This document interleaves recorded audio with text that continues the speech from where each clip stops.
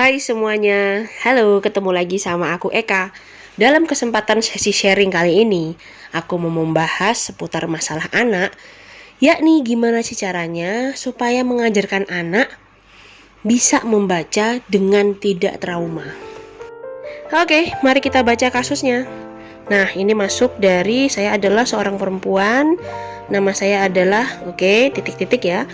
Saya saat ini sedang menempuh sekolah di bidang kesehatan. Kemudian suami saya juga sedang menempuh perkuliahan di S2.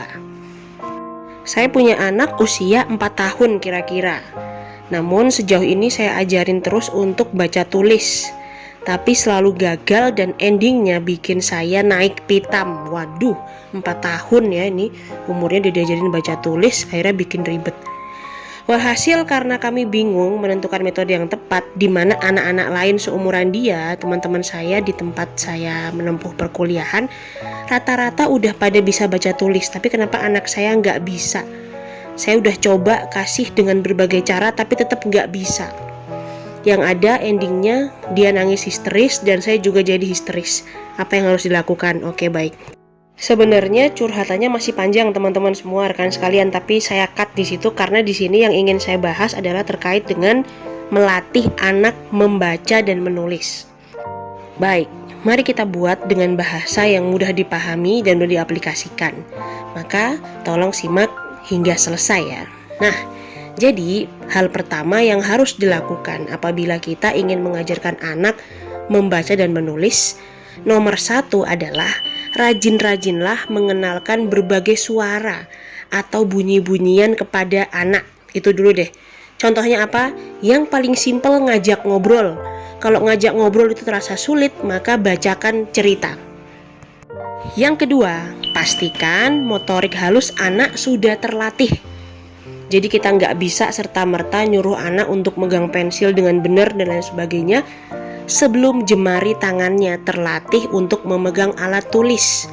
Nah, dalam memegang alat tulis pun itu nggak bisa kita langsung meminta dia untuk membuat huruf, membuat angka.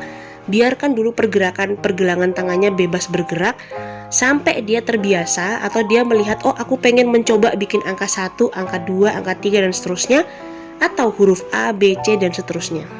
Nah, maka kalau kita ngelihat anak umur 1 tahun, 2 tahun, atau bahkan 3 tahun kok masih coret-coret, masih belum membuat bentuk yang berarti, gak apa-apa, biarin aja asalkan wadahnya kita beri. Jadi jangan sampai dia dibiarkan mencoret ke tembok dan sebagainya. Kasih space, boleh di tembok yang ini, yang lain enggak.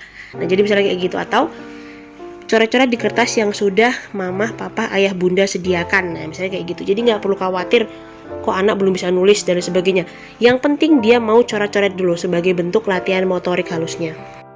Setelah coret-coret, sekarang mulai ajak Ananda atau anak untuk membuat berbagai bentuk sederhana. Misal nih, lingkaran, kemudian segitiga, kemudian persegi. Nah, itu juga sudah masuk ke dalam level-level usia 2 tahun sekian untuk membuat bentuk-bentuk sederhana atau bangun datar.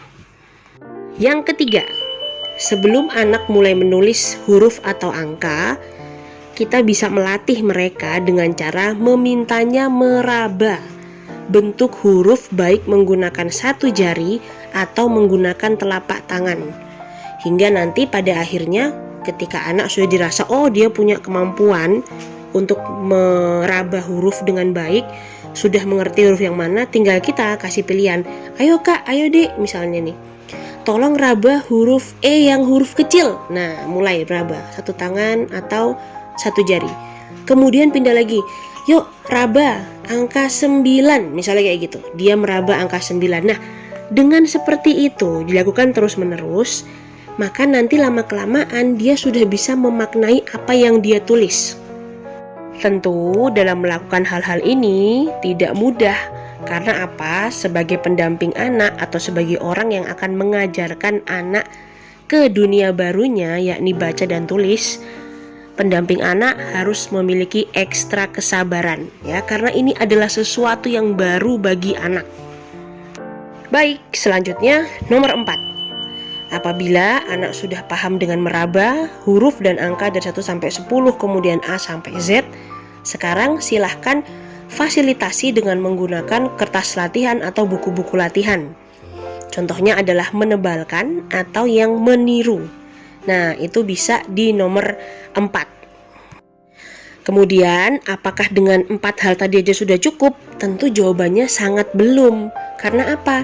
Anak-anak juga perlu dilatih untuk mendengarkan bunyi-bunyian, sembari dia juga mengucapkan hal yang sama dengan cara latihan sebelum tidur atau pagi hari setelah dia memiliki waktu luang. Terakhir atau nomor 5, perlu kita ingat bahwa membaca itu adalah sesuatu yang harus ditularkan atau dijadikan kebiasaan. Maka apabila kita ataupun pendamping anak ingin mengajarkan anak-anak membaca dan menulis dengan baik dan benar, silahkan orang tuanya dulu atau pendamping anaknya rajin-rajin membaca. Baca apa aja, boleh bebas baca apa aja. Sekarang udah ada yang virtual, baca dari HP. Ada yang kertas dan lain sebagainya, baca dari koran, baca buku cerita dan lain sebagainya. Nah, karena apa? Hal ini juga bertujuan untuk meningkatkan rasa ingin tahu anak-anak dan juga ingin memodeling perilaku dari figur-figur lekat di sekitarnya. Lakukan semua proses dengan senang, dengan happy dan bersemangat. Jangan jadikan proses belajar sebagai beban ya, supaya nggak nanti ketika dia sudah harus dihadapkan dengan buku tulis atau alat tulis jadi males belajar, capek. Kenapa? Karena ada memori sejak kecil ketika diminta belajar itu adalah momen perang dengan keluarganya. Ya, jadi nggak heran maka momen sekolah, momen les dan lain sebagainya juga jadi sesuatu yang nggak penting, nggak suka, karena ada memori yang nggak menyenangkan di masa lalu. Nah, mari kita hindari hal tersebut. Bikin suasana nyaman dan happy dalam belajar. Kuncinya adalah itu. Baik, semoga penjelasannya cukup mudah untuk dipahami dan dipraktekkan. Yang terpenting adalah konsistensi untuk melakukan. Dan juga jangan lupa memberikan contoh dengan hal-hal yang menyenangkan. Sehingga proses belajar bagi seorang anak itu dianggap penting karena orang tuanya happy ketika dia mengajarkan proses belajar dan pembelajaran kepada mereka. Oke, baik teman-teman baik semua, terima kasih banyak karena sudah menyimak video ini sampai selesai. Silahkan share kepada orang-orang yang membutuhkan. Dan jangan lupa tonton video-video atau simak video-video yang lain seputar masalah psikologi atau perkembangan anak. Oke, baik, terima kasih, sehat selalu, sampai jumpa pada video yang lain, dadah.